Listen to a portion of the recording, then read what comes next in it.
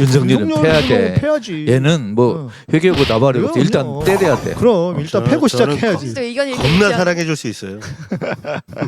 제가 나중에 사랑해줄 수 있어요. 며칠 뒤에 그 시민언론 민들레 칼럼을 쓰려고 하는데 네. 그 요한복음에 나오는 가늠하다 그 걸린 붙들린 여인이 네. 있잖아요. 네. 그거 패러디에서 한번 쓰려고 그래요. 미리 맛을 보여준다면 네.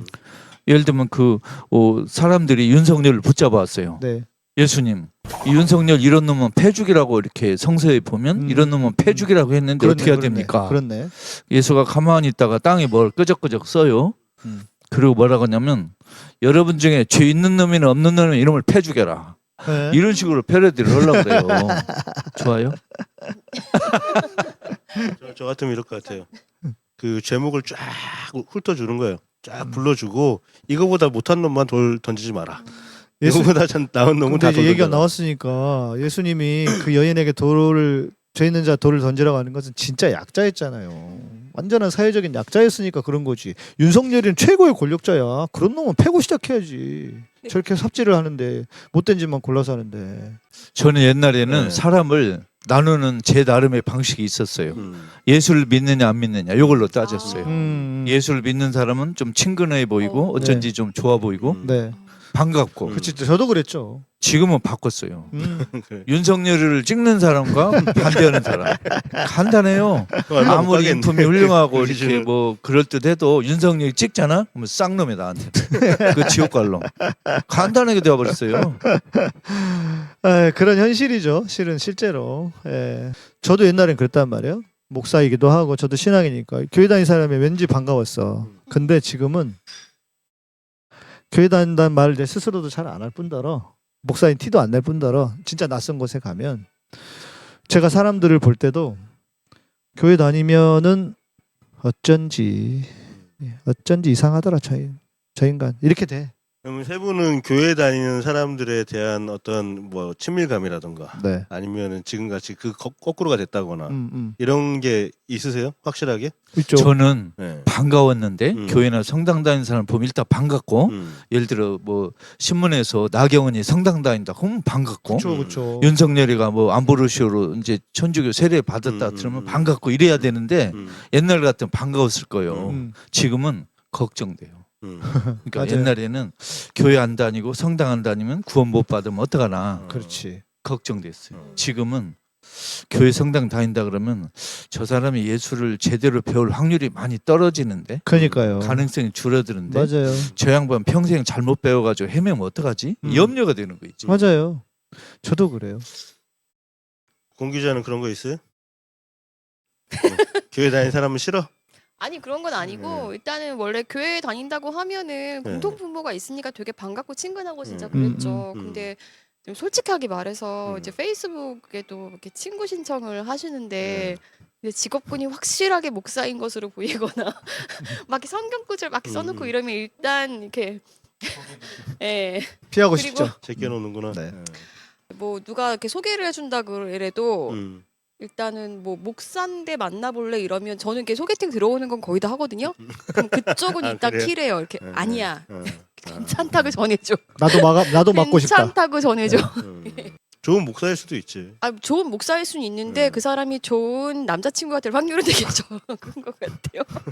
그렇구나. 아, 왜냐하면 제가 한번 만나봤는데 아 진짜 힘들었어요. 제일 힘들었어요. 막 네. 저 막 자꾸 혼내고. 예. 그 이유라니까요. 자기가 하나님의 대리자라고 생각해서 그런다니까요. 그리고 연하를 만나요. 연하 제가 목사를 이렇게 만나봐. 외모는 외모랑 달리 이렇게 말을 하기 시작하면 이렇게 여자한 스타일은 아니잖아요. 근데 사진 보고도 딱 저한테 이거 여자가 찍은 사진은 아닌데 딱 그러셨거든요. 저한테. 저 이렇게 상대방이 찍은 사진 보면 그 사람 그러니까. 패턴을 네. 근데 제가 막 보거든요. 이렇게 네. 막 여자하고 막 옷도 막 여자하게 입고 막 이런 스타일은 아니잖아요. 근데 일단은 다 그렇진 않겠지만 제가 만나본 그 뭐 이렇게 소개팅이든 이런 데서 만나본 목사님들은 본인들이 딱 이렇게 정해놓은 여성상이 되게 뚜렷해요. 있어요. 맞아요. 근데 이제 생각보다 제가 그 여성상이 아니라는 거에 되게 본인들이 스트레스를 받는 것 같더라고요. 누구 뭐 나는 좋대? 왜 그래? 그러니까요. 그리고 그러니까. 저도 의외로 저도 사람을 좀 배려하려고 이렇게 안 보이실지 되게 노력하는 게 있거든요. 그쵸. 아니 알죠. 근데 네. 웬만하면은 그러니까 다른 직업군의 남자들 같은 경우는 뭐 나랑 싸우고 다음날 뭐 직장에서 스트레스를 받아서 뭐 보고를 빵꾸 내든 말든 뭐 이런 거 생각해 본 적이 없는데 일단은 성직자라고 생각을 하잖아요. 그래도 목사라고 생각하면 내가 나랑 싸워서 괜히 내일 설교 망치면 멘탈 관리가 안 되는구나. 좀 멘탈 관리를 좀 해줘야 될 필요성을 느끼는구나. 그러지 않을까. 근데 목사님, 사모님들은 반절 목사 취급을 받거나 그쵸. 반절 목사 노릇을 맞습니다. 해야 돼요. 맞아요. 그 연자제 아니요? 그러니까 영부인 비슷한 거죠. 제일 불쌍한 게 목사 와이프죠.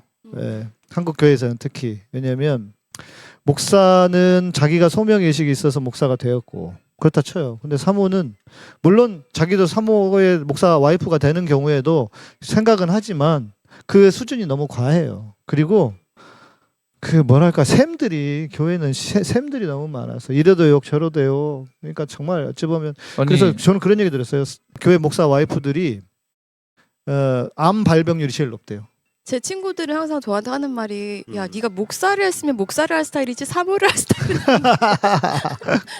아니 근데 나는 권 기자님 뵌 지가 오래됐고 또 물론 그렇다고 해서 막 우리가 속에 있는 깊은 대화를 나눠본 적은 없지만 그래도 이렇게 보면 알잖아요. 이제 저도 나이가 있고 하니까 웬만한 사람 알잖아요. 근데 권 기자님이 아까 말씀하신 너를 누구 배려한다고 하셨잖아요. 난 그것도 읽혀주고 진짜 괜찮은 사람이에요. 네. 저는 우리 권 기자님 뵀을 때 네. 어떤 생각이 들었냐면 얼마 전에 슬프게 세상을 떠난 그 임보라 목사님 계시잖아요. 네, 네. 그 임보라 목사님처럼 이렇게 목사님이 되시면 우리 한국 개신교에서 정말 좋은 일을 많이 하실 분 같다 그런 느낌을 받았어요. 아니 저는 진짜 한국 교회 말아먹을까봐 절대 저는 사모도 되면 안 된다는 잘하실 것 같은데. 지금은 말아먹는 목사가 나와야 돼 나처럼. 맨날 한국교회 망해야 된다고 노래 부르고 다니잖아요. 근데 나는 이제 권 기자님 목사 되라고 하는 얘기는 아니야. 저는 우리 권 기자님이 임보라 목사님처럼 목사를 하시면 정말 훌륭한 목사님이 되실 것 같다는 그런 믿음이 있습니다. 노맨. 아니에요. 권 기자님은 기자로서 가장 빛난 분이야. 예. 정말 최고의 기자 중에 한 분이신 것 같고 특히 이제 더 탐사로 오실 때 무슨 생각이 들었냐면 저는 이제 다른 사연은 잘 모르니까 잘 어울린다. 좀 기독교 쪽에 있는 기자만 하기엔 너무 아까운 분이었다. 이런 생각이 들었어요. 저는 이제 그 개신교 쪽 이제 이슈를 주로 다룰 때 네. 좀 예를 들어서 제가 옛날에 그런 얘기를 들었었거든요. 개신교 쪽 그 기자를 되게 오래 한 친구인데 그 친구도 아버지가 목사예요. 네. 그러니까 그 친구 그런 얘기를 하는 거예요. 자기가 그 배경이 다 그래서 그런지 목사님들 취재할 때 자기도 모르게 이렇게 공손해진다는 거예요. 그러니까 그래서 개신교 쪽 그 이제 기자들이 그런 게 있구나라는 거를 되게 느꼈는데 저도 배경이 개신교긴 하지만 저는 사실 그런 건 없거든요. 그러니까 진짜 기자예요. 그래서 이제 여러 목사들을 되게 좀 피곤하고 힘들게 만들었던 것 같은데 네.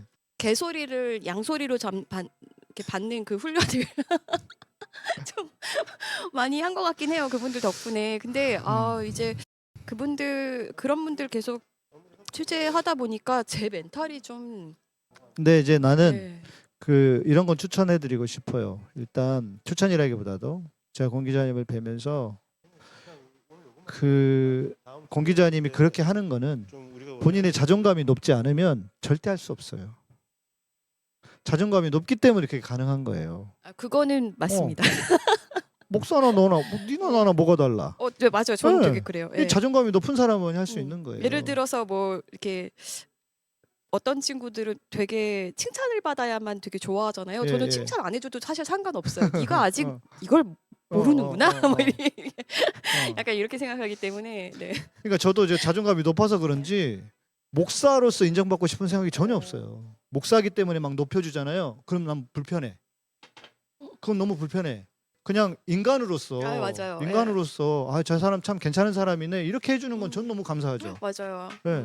왜 내가 목사라는 껍데기 때문에 그래야 돼? 나는 그러고 싶지가 않아. 저는 저 자신을 생각하게 된 큰 계기가 하나 있었어요. 2014년 8월에 교황님을 만났을 때예요. 네. 그 만난 순간은 너무 기쁘고 이렇게 흥분해가지고 잘 정돈이 안 됐는데 만나고 나와가지고 계속 그 사건이 떠오르는 거예요. 네. 근데 내가 왜 교황님을 만났는데 이렇게 흥분하고 기뻐하지? 반성이 드는 거예요. 왜? 모든 사람은 평등한데 왜 내가 이 양반을 다른 사람보다 높이 보고 이렇게 위대하게 봤지? 반성이 들고 부끄럽더라고 이제. 그러면 나는 교황님 아니고 다른 분을 만날 때는 좀 업수이 여겼나? 아니면 좀 이렇게 존중이 좀 덜했나는 반성이 딱 드는 거예요. 그래서 제가 오히려 교황님을 만난 뒤에 나는 이제 교황님을 뵀으니까 하늘 아래 내가 이보다 더 존경하는 분 없으니까 다 그 아래야. 뭐 이제 뭐 겁날 것도 없어. 이런 게 전혀 아니고 제가 교황님을 만나기 전에 사람들을 평등하게 대하지 않은 것도 있겠구나 하고 반성하기 시작한 거예요. 그래서 오히려 그런 화두를 주더라고요. 좋은 깨달음이네요. 그래서 그 뒤에부터는 제가 뭐 잘나고 못나서가 아니고 하늘 아래 누구를 만나도 다 인간은 평등하구나 그걸 깨닫다 보니까 이제 누구를 만나도 제가 교만할 필요도 없고 비굴할 필요도 없고 그냥 인간 하나 대 하나로 만나요. 저는 나중에 제 묘비를 30대 때 정했거든요. 묘비에 쓸 글귀를 좀 뭐예요? 궁금하네요. 살아보니 나보다 잘난 놈도 없고 못난 놈도 없더라. 아, 그래도 그래? 되게 예. 천주교 부러워요 저는 오히려. 어떤 것이? 아니 그래도 이렇게 만나서 너무 존경하고 그런 분이 계신 거잖아요.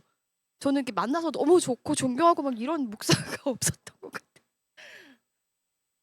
왜 개신교에도 제가 존경하는 분 참 많아요. 왜냐하면 정말 이름 없이 이렇게 조용히 많죠. 하는 사람 너무 예. 많아요. 좋은 사람 많아요. 예. 많죠, 그건 알죠. 그래서 사람을 평가할 때 유명세 여부로 평가하는 건 안 된다는 생각을 제가 했어요. 교황님 만난 뒤에 유명한 사람, 권력이 센 사람, 돈이 많은 사람을 좀 더 점수를 더 주고 뭐 이름이 없거나 평범하거나 이렇게 눈에 띄지 않는 사람을 좀 업수 여기는 그런 태도가 정말 잘못됐구나 하는 걸 이론적인 게 아니라 경험으로 느꼈어요. 아, 이게 잘못됐구나.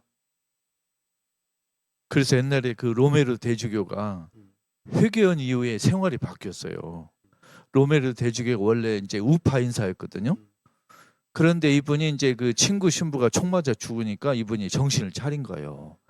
그리고 이분이 이제 생활이 바뀌었는데 어떻게 바뀌었냐면 너무 재밌어요. 바뀌기 전에는 이분이 대주교니까 어디 성당이나 어디 가면 거들먹거렸을 거 아니에요. 그렇죠. 정신 차린 뒤에는 어디 가서 밥을 이렇게 얻어먹으면요 주방까지 들어가서 주방에 그 음식 차리는 그 여자분에게 인사를 하고 왔어요. 이렇게 변하는 거예요 사람이. 근데, 아 근데 그래요 이거? 저희 방송은 우리끼리 이렇게 막 얘기하면 중간에 돌아도 돼요 이거는? 저는 개인적으로 세상에서 유일하게 이렇게 만나면 반가운 사람은 오토바이 타는 사람. 보면 반가워요. 제가 이 오토바이 타고 어디 가잖아요. 되게 재밌는 거 있다. 오토바이 타고 가다가 길 건너에서 만나잖아요. 이렇게 내가 딱 타고 가는데 저기서 와. 그러면 다 인사를 해요. 근데 서울 시내에서는 안 해요. 왜냐하면 서울 시내 너무 많잖아. 안 하고 이렇게 외곽 뭐 어디 춘천을 간다든지 뭐 이렇게 도로를 타는데 상대편에서 오토바이 딱 와. 그러면 다 이렇게 딱 고개를 끄덕거리거나 아니면 손을 탁 흔들어 준다거나 항상 그렇게 해요. 이상하게 그렇게 하더라고. 근데 또 더 웃긴 게 뭔지 알아요? 이 스쿠터 타는 사람은 절대 안 해. 안 해줘. 그러니까 이게 생활형 오토바이라고 생각되는 바이크에는 절대 안 해줘. 이게 레벨이 있어. 그래서 이게 좀 레저용으로 타는 오토바이다 하면서 막 이렇게 아는 척도 해주고. 서로 하죠. 예. 네. 근데 제일 민망할 때가 언제인지 알아요? 네. 이렇게 올 때는 그냥 스쳐 지나니까 좋잖아. 그냥 한번 인사하고 아는 척하고 지나가면 되는데 같이 달리는 사람들 옆에 같이 달리면 처음에 한번 인사하고는 민망하잖아 계속. 근데 부끄러움이 그런 거 생각보다 있어요. 많아요.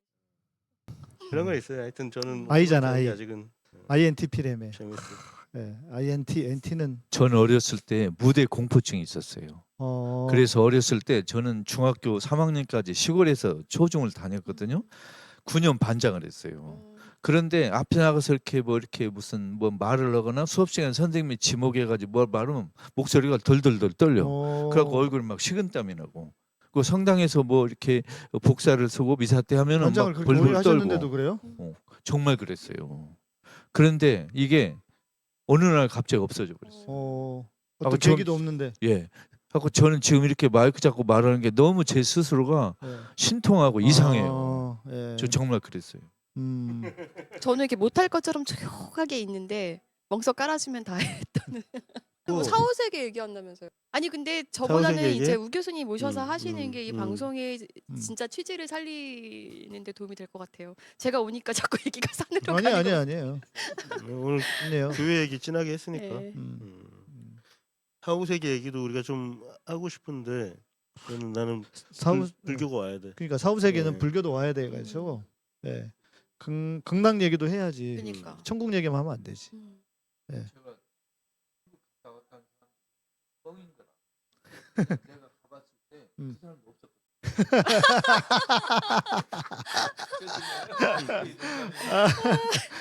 아, 아니 전 진짜로 그 사랑하는 사람의 죽음을 경험한 후에 저도 천국이 너무 궁금해서 막 천국은 있다 이런 책 막 사보고 이랬거든요. 네. 근데 다 뻥이잖아요. 음, 읽으면 읽을수록 너무 기가 찬 거예요. 이걸 진짜 믿으라는 건가? 그러니까 실제 있다 해도 네. 그건 개인의 체험일 뿐이고, 예, 그거를 다 적용하기는 어렵고. 근데 그게 그렇게 반론 봐야지. 취재가 안 되잖아.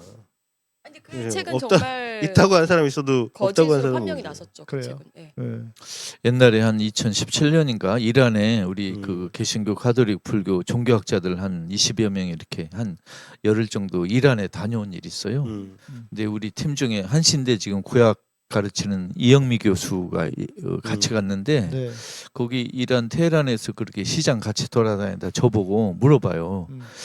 선생님은 저기 어떻게 이렇게 신학을 공부하고 성당을 오래 다니시면서 뭐가 번뜩이는 무슨 경험을 한 일이 있느냐. 네. 제가 볼 때 없거든요. 그래서 음. 없다고 그랬었더니 정말 그러시냐고. 아무리 봐도 저는 뭔가 번뜩이는 경험, 뭐 네. 이렇게 뭘 봤다, 음. 뭘 느꼈다 이런 경험이 전혀 없는 것 같아요. 음. 저는 몇 번은 있어요. 몇 번은 있어요. 그러니까 나는 모태 신앙이었는데도 불구하고 제가 신앙에 대한 고민을 막 하던 시절도 있었고, 또 실제로 제가 초등학교 6학년 때 수련회 형들, 제 아버지가 이제 목회를 하셨으니까요. 너도 이제 중학생 되니까 수련회 따라가 이래가지고 갔어. 어쩔 수 없이 집에서 밥 먹고 사는데 어떻게 할 거야. 안 간다고 그럴 수도 없고. 그래서 갔는데 수련회가 옛날에는 교회 수련회가 뭐 지금 뭐 프로그램이 다양하고 하지만 그때는 그런 게 없었어요. 그냥 아침 점심 저녁으로 계속 찬양하고 설교 듣고 뭐 같이 뭐 하고 그랬는데 갑자기 설교를 듣다가 예수님의 십자가, 예수님이 나를 위해 죽으셨다는 게 딱 깨달아지면서 막 그런 거 있잖아요. 그녀의 자전거가 내 가슴으로 들어왔다 그처럼 딱 그러면서 막 펑펑 눈물이 나는 거예요. 와, 진짜 나를 위해서 죽으셨구나 이러면서 막 그랬어요. 그런 경험을 영접하셨네. 처차렸고, 그렇지. 예. 소위 말하는 이게 이제 인격적인 경험이라고 하는 건데. 저는 그 초등학교 때. 그러셨어요? 봐요, 다 있잖아요. 이런 게 있다니까. 예. 저는 제 딸이 세례는 안 받았지만 가끔 이제 엄마 아빠 따라 성당을 갔거든요. 네. 근데 한 번은 딸이 와서 막 울어요. 초등학교 때. 그래서 어쩐 일이요? 그랬더니 성당에서 신부가 너희들 전부 다 죄인이요 그랬다는 거예요. 그래갖고 얘가 아빠 내가 뭔 죄를 지었어요? 내가 왜 죄인이요? 그래서 누가 그랬어요? 그랬더니 그 신부가 그랬다는 그런 그냥 육두문자를 했죠. 가져마 이제. 그 죄인 아니에요, 우리? 그렇게 말하면 안 되죠. 초등학생한테 어떻게 목사 신부가 너희들 죄인이라고 그래요? 그건 잘못 말한 거죠. 그렇게 하면 안 되죠. 이제 한국 교회는 소위 말하는 체험 신앙을 엄청 많이 얘기하거든요. 그래서 그런 체험이 없으면 안 된다. 뭐 이런 걸 엄청 얘기를 많이 해요. 근데 저는 그거 말고도 다른 체험도 없지 않아 있어요. 있으나 체험이 없으면 어때? 반드시 있어야 되는 건 아니 저는 개신교 특히 교회에서 간증 시간 좀 없앴으면 좋겠어. 저도 안 좋아해요. 간증은 다 거짓말하는 거 아니에요? 그러니까. 그리고 거짓말을 부추기는 거 아니에요? 나 그런 거 안 했으면 좋겠어. 혹시 간증할 만한 그런 경험이 있다 하더라도 조용히 혼자만 들고 있으면 되지. 이게 거짓말이 아니더라고 해도 상대적 박탈감을 느끼게 하고. 그러니까요. 네. 그러니까 이렇게 돼야 된다는 걸 보여주기 위해서 그런 거잖아요. 사람마다 다 다른데 맞아요. 왜 내가 최영민이 돼야 돼? 최영민이 왜 양희삼이 돼야 돼? 교회는 그렇게 되라고 하는 거거든요. 간증이라는 게. 그래서 저는 간증은 정말 위험하다고 생각해요. 네. 뭐 영업사원 성공 전략 이렇게 발표하는 비슷한 그거하고 느낌. 비슷한 거예요. 비유가 너무 찰떡이다. 영업사. 그거 비슷해. 그래서 그 사람이 심지어 저기 그 어디죠? 용인의 교회 들어보니까 그 간증할 사람을 다 뽑는데요. 근데 레파토리가 정해져 있대. 우리 교회 교육자 어떤 분이 도와주셔서 기도를 해주시고 도와주셔서 내가 집을 샀더니 이 집이 뭐 얼마고 뛰었다. 그러면서 가장 중요한 거 간증을 하려면 회당 1,000만 원씩을 교회 헌금을 하고 해야 된대. 근데 그럼 뭐 어디 그 목사님 얘기해가지고 집을 샀더니 뭐 어쩌고 이런 얘기는 아, 제가 점쟁이를 만나면 항상 듣는 얘기예요. 그래요? 예. 그러니까 뭐가 달라? 점쟁이를 똑같이 얘기해. 여기는 대형 교회 목사예요. 음. 지난번에 우리 저 메일 그 우편물을 받았잖아요. 그 중에 한 명 있었던 목사예요. 혹시 조강석 아니? 맞아요. 또 저는 우리 목사님들 이렇게 말씀 중에 그냥 특별히 이렇게 정서적으로 좀 이렇게 그렇게 와닿지 않는 말이 있어요. 네. 제가 어느 교회를 섬기는 누굽니다. 그러면 난 오글거려 피부가. 음, 나 속으로 음. 섬긴다 그러면 네. 글쎄 참 아름다운 말이긴 한데 그렇죠. 내가 어느 교회를 말아먹는 누구 목사입니다. 그 말하는 것 같은 거요. 죄송해요. 이거 아니 용어인데. 그러고 보니까 나는 진짜 교회 용어를 안 쓰네. 음. 나는 거의 교회 용어를 잘 안 써요. 그런 말 잘 안 쓰거든요. 저 그런 말 안 했죠. 누구 섬긴 뭐 무슨 교회를 그러니까 이것도 아니 왜 교회를 섬겨 목사가? 교회를 섬겨야지. 그 말 자체도 문제예요. 예, 그렇지 않습니까? 그렇네. 예. 예. 교회는 정확하게는 그 건물을 뜻하는 건 아니잖아요, 그죠? 그렇죠. 보통 교회라고 네, 모임. 얘기했을 때는 네, 성도들의 그 모임. 성도를 얘기를 하는 건데, 네, 네. 근데 이제 그 건물처럼 쓰니까. 그렇죠. 그렇게 말을 하니까 그렇기 때문에 오류가 있다는 근데 것 때문에. 저는 교회에서 쓰는 용어 중에 형제님, 자매님 사실 그 용어 이제 저도 필요할 때 쓰긴 썼는데 그게 너무 약간 이렇게 좀 오글거리고 싫어요. 형제님, 자매님 해봐요 나한테. 싫어요. 니네 엄마 누구야 그런데. 저는 그 우리 아버지- 용어가 싫어서 사람들한테 제 별칭을 스스로 가르쳐 줬어요. 이렇게 예. 불러달라. 한 번은 제가 이제 제 친구를 부대에 있을 때요. 공군 부대에 있을 때 그 정신 교육 뭐 이런 그 시간이 있어요. 그래서 이제 사회 나름 저명 인사들을 모셔서 강의를 하고 항의해야 되는 그 예산이 나와. 그러면 뭐 내가 그때 군대 있을 때 누구를 아는 사람이 있어. 친구 목사 불러다가 야 이거 뭐 어차피 얼마 몇만 원 안 나오는데 이거나 받아가라 하면서 이제 불렀어.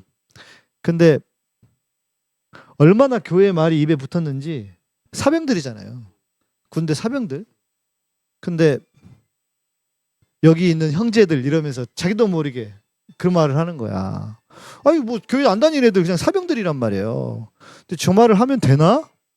그러니까 너무 이 목사들이 자기가 있는 환경과 상황이 어디 있는지에 대한 생각 없이 그냥 자기도 모르게 얘기를 하는 거예요. 청중 분석이 안 되고. 안 돼 그런 거죠. 청중 분석이 안 되는 거야. 약간 흑인 스타일이네. 네? 헤이 브로.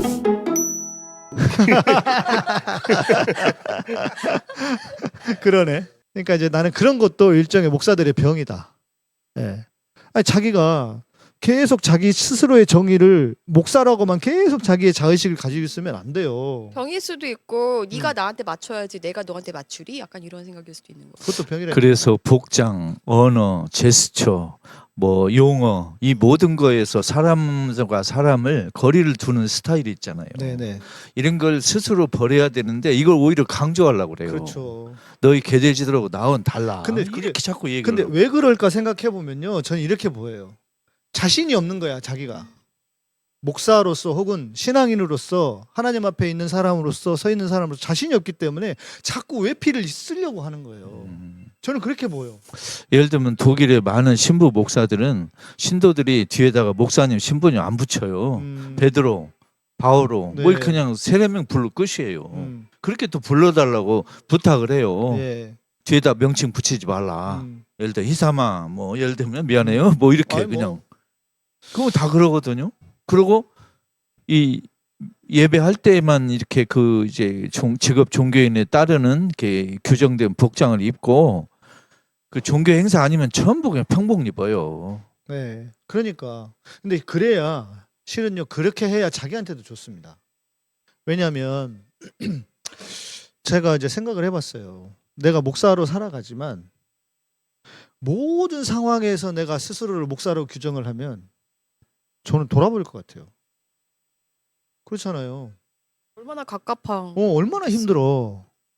그래서 저는 그냥 이렇게 생각해요. 나는 그냥 평소에는 그냥 일반 평범한 사람이고 누군가 목사님 이거 어떻게 해야 돼요? 확 그러니까 도움을 청했을 때 그때는 진짜 안테나를 확 세워서 목사로서 할 수 있는 최대한의 영성을 발휘를 해서 현실적인 것과 함께 그를 도와야 된다.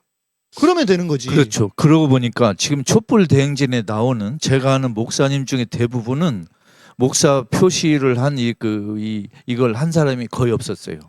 예를 들어 우리 양희삼 목사님, 또 감신대 박충구 목사님, 연세대 정종훈 목사님, 강원도에 있는 그 황준하 목사님, 또 수원에 선 유정현 목사님, 청주에 선 김창규 목사님. 다 기억을 하시네요. 아 그렇죠. 아무도 이 종교인 복장 안 했어요. 전부 그냥 평복이었어요. 아 역시 이런 데서 벌써 그렇죠. 딱 이렇게 생각이 깊은 맞아요. 사람은 네. 복장에서도 다르구나 이걸 느꼈어요. 제가 이제 더 결정적으로 그렇게 하게 된 계기가 있는데 제가 처음으로 미국을 갔던 게 26살 때였어요. 그러니까 미국이 아니라 이제 해외 여행을 처음 가봤었어요. 그때 선교 여행으로 갔다가 아무튼 뭐 이렇게 이런저런 선교 여행을 갔는데 거기에 그 우리가 공항에서 기다리고 있었고 한 교회를 가서 이제 학생들하고 그 어린 학생들하고 같이 하는 거였어요. 프로그램이 있어요.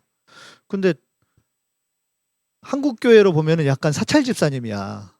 그분이 그 학교 교회 차를 가지고 노란 교회 차 그 학교 같은 차 스쿨버스 노랗잖아요. 그걸 가지고 오셨어.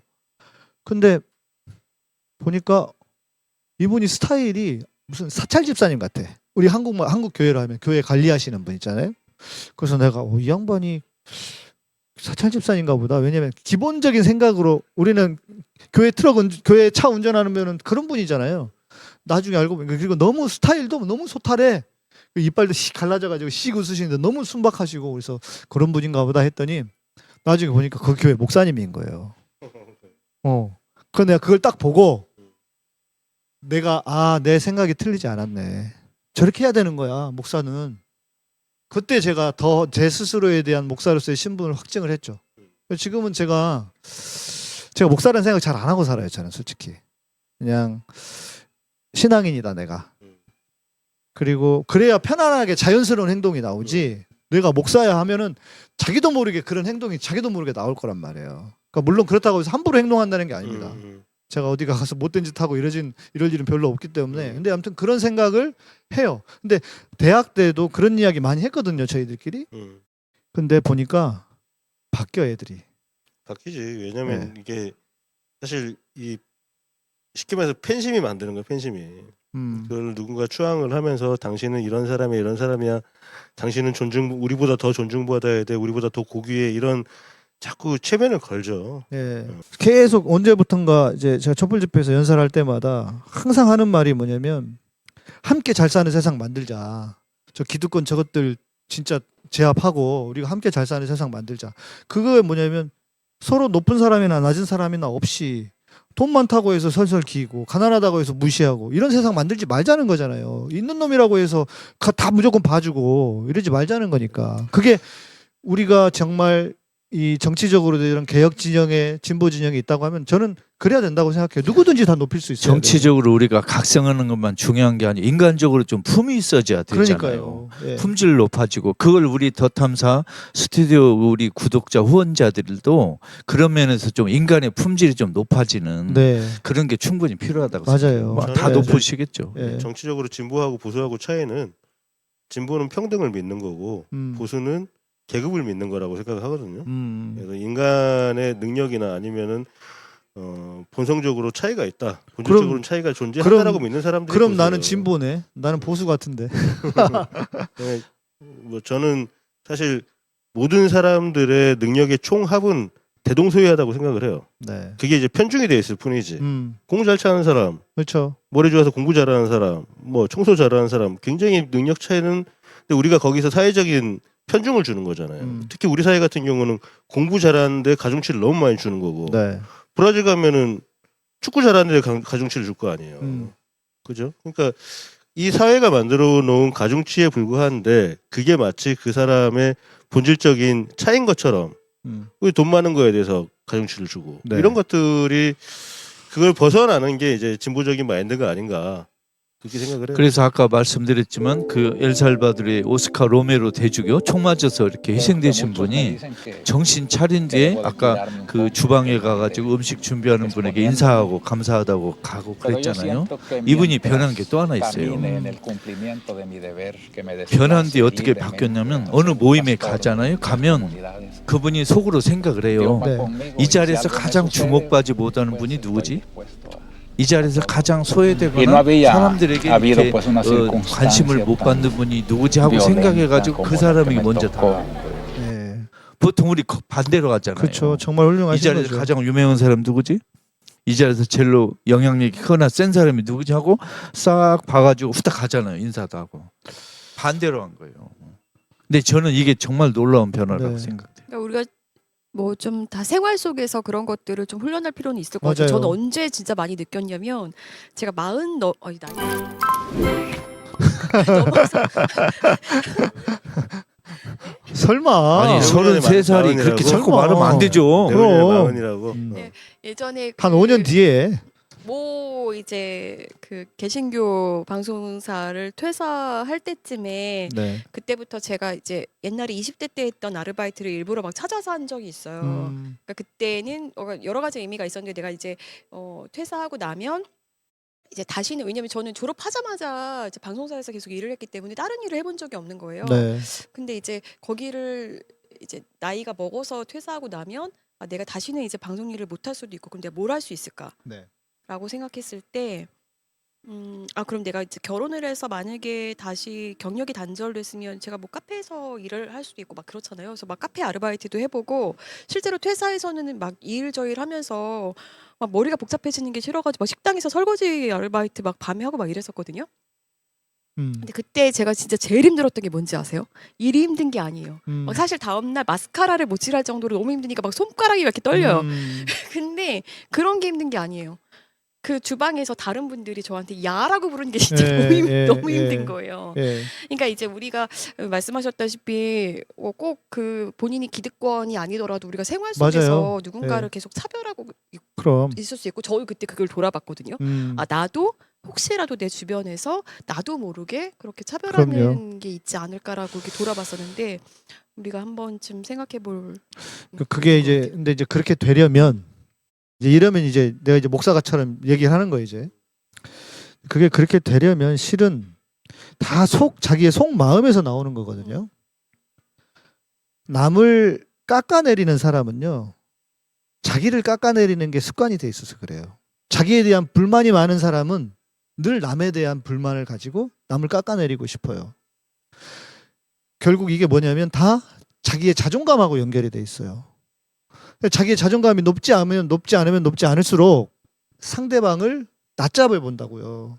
그렇게 해서 자기가 높아진다고 생각해. 이건 너무 찌질한 인간들인 거야. 우리나라 대표 인물 있잖아요. 윤석열, 김건희. 가장 저질의 인간들이야. 내가 볼 때는 대한민국에서. 그런데 가장 최고의 권력을 가진 비극인데 우리도 결국 제가 이제 신앙이 필요하다고 그럼에도 신앙이 필요하다고 보는 이유 중에 하나는 뭐냐면요. 나의 자존감이 높아질 수 있는 나의 자존감을 높일 수 있는 가장 좋은 방법 중에 하나가 신앙이에요. 그러니까 기독교는 이거잖아요. 하나님이 너를 네가 생각하는 그런 낮은 자존감, 너에 대한 평가, 그런 낮은 너를 너무 사랑하셔서 자기 아들하고 너를 바꿨다. 그래서 십자가에서 너를 죽게 했다. 네가 얼마나 귀한 존재야. 이걸 깨닫게 해주는 게 기독교 신앙의 본질이거든요. 그러면 그래서 내 존재가 높아질수록 남을 귀하게 여깁니다. 함부로 하지 않아요, 절대로. 저도 제가 그것을 깨닫고 나니까 무슨 생각이 드냐면 낮은 사람한테 함부로 하는 거. 그러니까 물론 전에도 좀 그랬지만 그게 저는 와 그래서 누가 그런 얘기 하잖아요. 그 식당에 가서 종업원한테 함부로 하는 그런 인간들은 절대로 남편이나 아내로 삼을 생각을 하지 마라. 저는 정말 중요하다고 보거든요. 그게 안 그러면 그게 안 되면 자기 아내도 계속 무시할 거고 남편도 무시할 거고 계속 깎아내릴 거예요. 그러니까 이 자존감이 회복돼야 된다. 네. 그래서 한 나라의 가치는 그 나라가 그날에 가난한 사람을 어떻게 대우하느냐에 달려 있다고 그랬잖아요. 네. 저는 한 인간의 품질은 가난하고 보잘것없고 사회적으로 이렇게 주목받지 못하는 사람을 어떻게 대하느냐에 따라서 그 사람의 가치를 알 수 있다고 생각해요. 네. 가난한 사람들, 낮은 사람들은 또 그들의 약점이 있어요. 그러니까 뭐냐면 그들이 우리가 생각하는 것만큼 그렇게 예의가 있거나 그러지 않은 경우들이 생각보다 많아. 그때 이제 고민이 돼요. 그분들을 어떻게 대해야 할 것인가. 근데 참 신기한 게 제가 이제 성서학자고 성서를 연구하다 보면 놀라운 게 하나 있어요. 예수는 가난한 사람의 약점을 다 알았거든요. 왜냐면 목수하고 이렇게 날품발이 다니다 보면 그렇게 많이 어울렸을 거 아니에요. 근데 가난한 사람의 약점과 이중성을 다 알았는데 한 번도 가난한 사람을 비판한 일이 없어요. 몰라서가 아니에요. 다 알고도 안 해요. 또 하나 정말 놀라운 건데 그 당시에 있는 2000년 전에 여인들은 인간 취급을 못 받았잖아요. 그렇죠. 예. 여인에게 막 대하는 게 기본이었거든요. 음. 남자로서. 근데 예수는 한 번도 여인을 함부로 대한 일이 없어요. 네. 그 당시 인품으로도 놀라운 일이에요. 그래서 그렇죠. 저는 예수가 십자가에 죽고 부활하고 이건 두 번째 치고 예수가 사람 하나하나를 대하는 태도를 봐서 이 사람은 됐다. 나 이 사람한테 배우고 싶다. 그런 생각이 들어가는 거예요. 네. 제가 보기에는 나이도 어렸잖아요. 그죠? 그 나이에 그런 생각이 아니지. 사실 그런 거는 깨우쳐야 알 수 있는 거거든요. 머리로 단순히 내가 저 사람들도 내가 품고 가야지, 다 인간으로서 존중해야지, 이거는 생각만으로는 안 돼요. 보통 제가 그 불교에서 보니까 그 불성을 타고난 사람들, 불쌍. 이미 깨우치고 태어난 사람들, 그 사람들이 우리가 뭔가 깨우치려고 막 노력을 하고 하는 게 이제 불교에서 구도를 하는 과정이잖아요. 근데 그럴 필요가 없는 사람들이 있다라고 드물죠. 써 있더라고. 아주 드물죠. 아니 부처님이 그런 얘기를 한 게 있더라고요. 아주 드물게 있다고 봐요. 근데 그 중에 한 명이 아닌가. 근데 예수나 바울은 제 생각에 이게 네. 추측입니다. 네. 이 타고나면서 이렇게 깨우쳤다는 것보다는 바울이나 예수나 똑같이 수많은 경험과 사람들과 접촉을 통해서 자기 자신을 성숙시켜 나간 사람들 같아요. 변화시킨 사람들. 네. 근데 나이 30에 그 정도면 대단한 건데. 네. 그러니까 그 전에 서른 이전에 얼마나 많이 깨졌겠어요. 그렇죠. 부닥치고. 맞아요. 네. 전 그래서 예수나 바울이나 끊임없이 노력한 사람. 아까 우리 최 감독님이 묘비명을 이미 정해 놓으셨다고 그랬잖아요. 근데 그 독일의 헬무트 슈미트라는 옛날 수상이 있었어요. 네. 지금 돌아가신 그분이 묘비명이 뭐라고 그러냐면 노력하는 사람. 나는 노력했다. 이 묘비명이거든요. 근데 저는 바울이나 우리 예수도 만일 본인들이 묘비명을 선택했으면 나는 노력하는 사람. 나는 나를 깨우치려고 노력하는 사람. 혹시 그런 거 아니었을까 하는 추측도 하고 싶어요. 근데 저는 요즘은 그 생각이 들어. 너무 노력만 하면 피곤하겠다. 얼마나 피곤했을까. 계속 자기를 바꾸기 위해서 하는 게 진짜 피곤한 일이잖아요.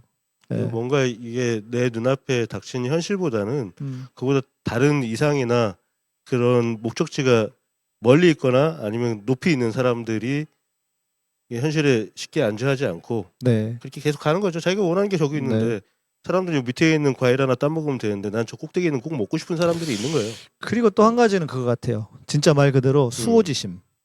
제가 그 팟캐스트 시절부터 우리 이제 변상욱 대기자님 포함해서 몇 분을 여러분들을 모셔서 들어봤어요.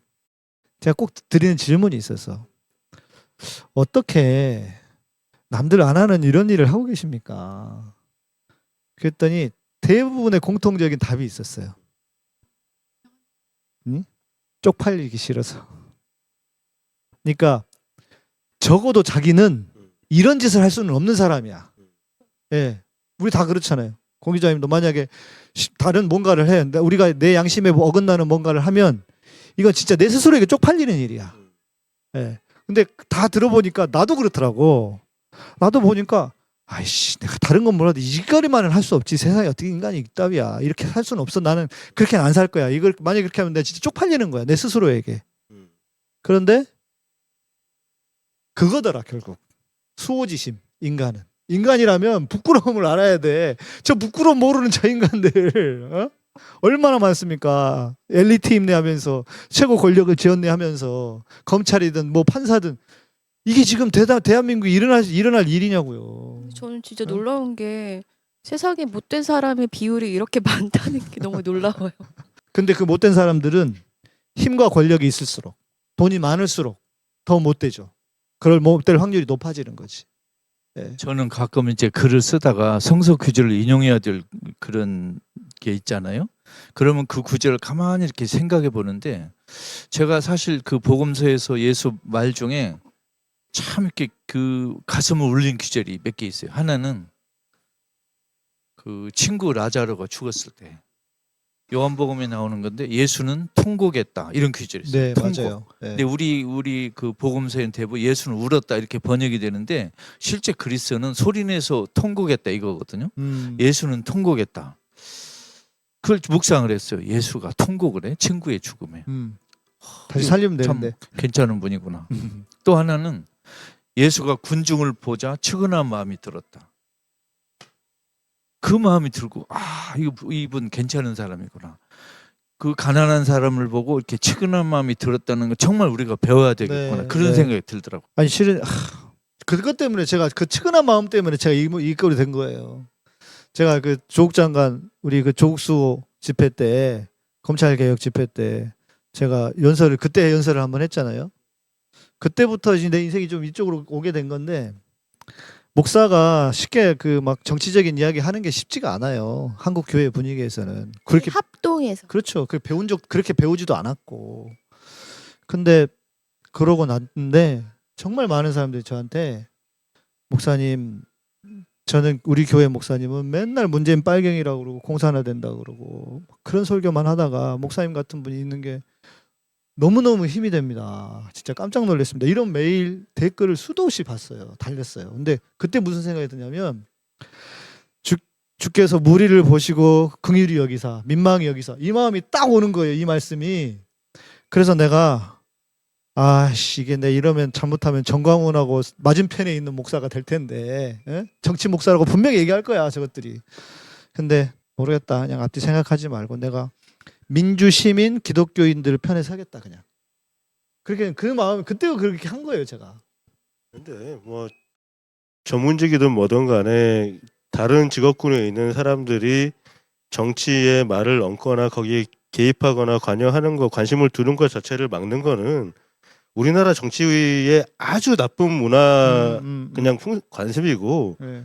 악습이죠. 그거는 자기네들끼리 말 그대로 해먹으려고 울타리를 쳐놓은 거예요. 그쵸. 개입하지 마. 니들은 니들 일이나 해. 예.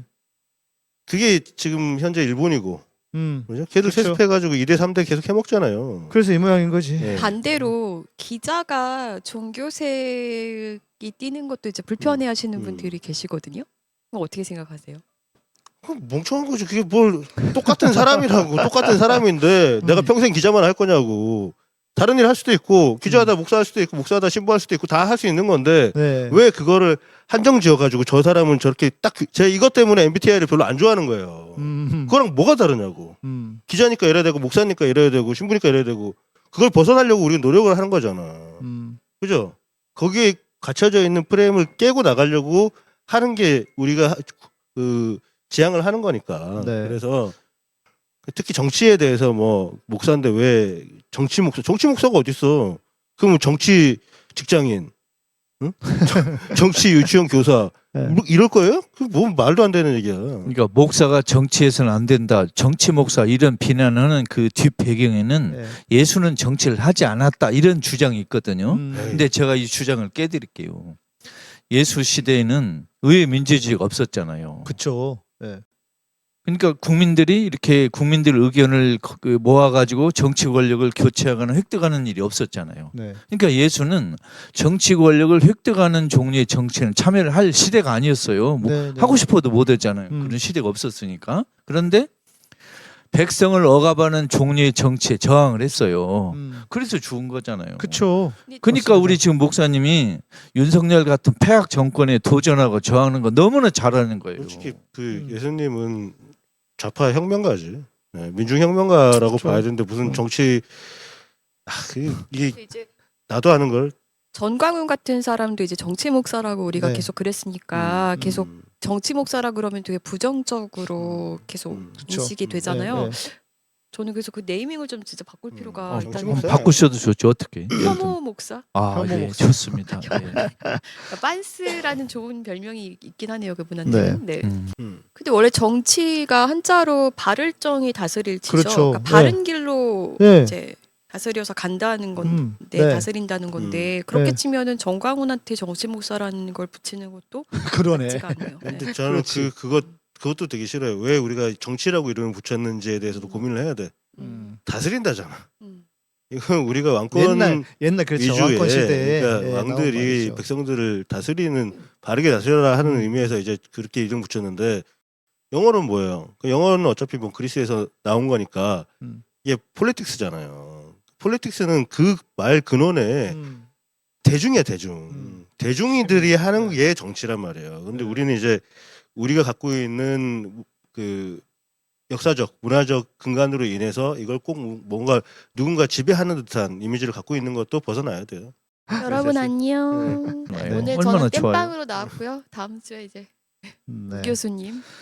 예, 반가웠습니다, 오실 권 수 기자님. 감사합니다. 네, 권 고맙습니다. 기자님 오셔가지고 수고하셨어요. 더 빛이 났어요. 맞아요, 감사합니다. 좋았어요. 네, 저는 좀 다른 각도에서 이야기를 할 수 있으니까 음. 좋았습니다.